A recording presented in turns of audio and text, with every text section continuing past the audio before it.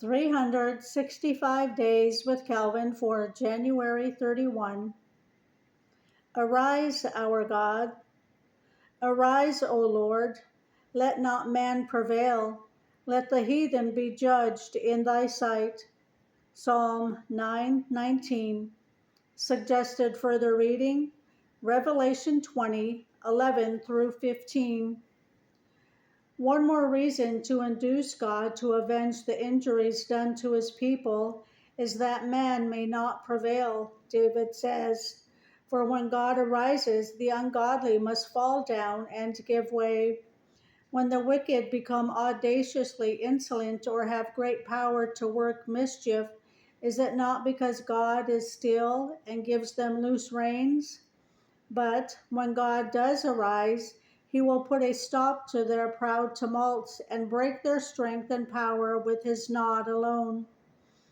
In praying for God to arise, we learn that no matter how insolent and proud and boastful our enemies may be, they are still under the hand of God and can do no more than what he permits them to do.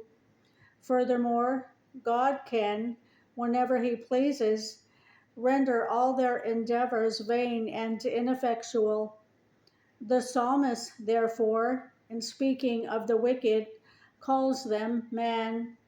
The word in the original is derived from a root signifying misery or wretchedness. So it is as if the psalmist calls these enemies mortal or frail man.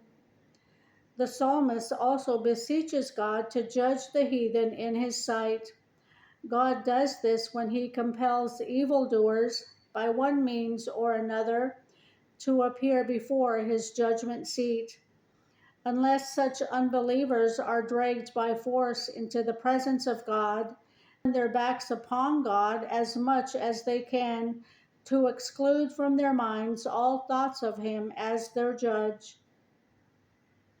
For meditation, are you ever tempted to despair, thinking that wicked people may bring you down, especially when you are walking in dependence on God?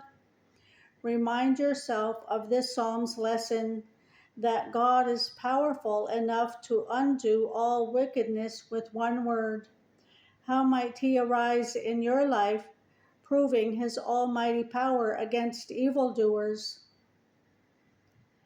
The reading for January 31.